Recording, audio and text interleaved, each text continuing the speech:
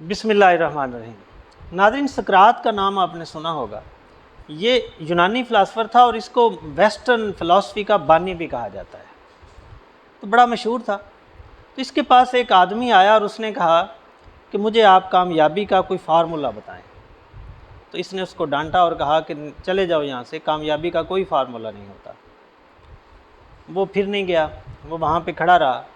تو اس نے پھر اس کو کہا کہ آپ چلے جاؤ، کامیابی کا کوئی فارمولہ نہیں ہوتا۔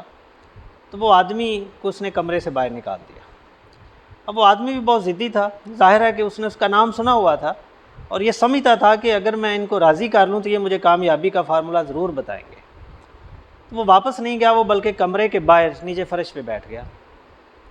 اب کچھ ٹائم کے بعد جب سقراط کمرے سے باہر آیا تو اس نے دیکھا کہ یہ آدمی یہاں ہی بیٹھا ہوا ہے۔ تو اس نے اس سے پوچھا کہ میں نے تم سے کہا تھا چلے جاؤ، لیکن تم ابھی تک یہاں بیٹھے ہو۔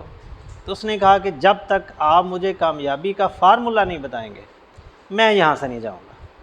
تو سقراط نے کہا چلیں ٹھیک ہے، میرے ساتھ آؤ۔ سقراط نے اس کو اپنے ساتھ لیا اور ایک ندی کے کنارے پہ آ گئے۔ اس آدمی نے کہا کہ میں نے آپ سے کامیابی کا فارمولہ پوچھا ہے اور آپ مجھے ندی پہ لے کے آ گئے ہیں۔ تو اس نے کہا ندی میں ہی آپ کو کامیابی کا فارمولہ ملے گا۔ تو اس نے ندی کے اندر گیا، اس کو بھی ندی کے سینٹر میں لے گیا۔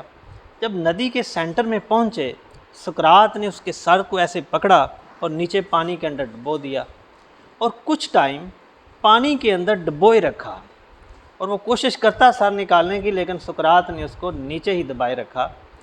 جب اس نے دیکھا کہ اب اس کو بہت دقت ہو رہی ہے سانس لینے میں، تو پھر اس کے سر کو اچانک سے پانی سے باہر نکالا۔